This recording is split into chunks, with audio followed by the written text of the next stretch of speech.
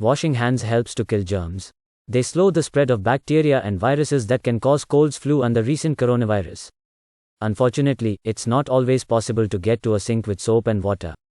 Fortunately, at those times, it is often possible to squirt some hand sanitizer gel that you can rub into your hands to keep them clean.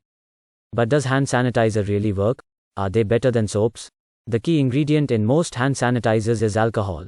Chemically speaking, alcohols are organic molecules made of carbon, oxygen, and hydrogen.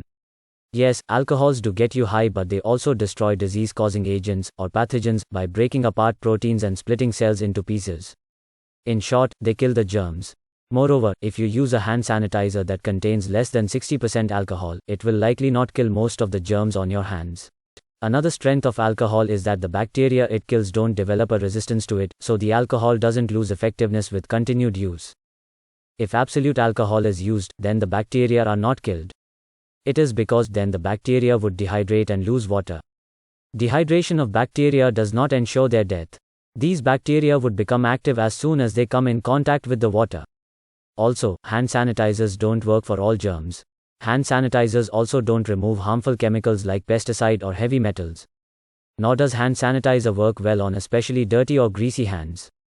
The kinds of germs that hand sanitizers kill aren't necessarily the kinds that usually make you sick. Washing with warm water and soap remains the gold standard for hand hygiene and preventing the spread of infectious diseases.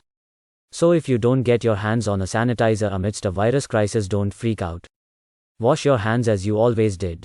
Thanks for watching. Stay tuned for more awesome stuff. Do like, comment, share and subscribe.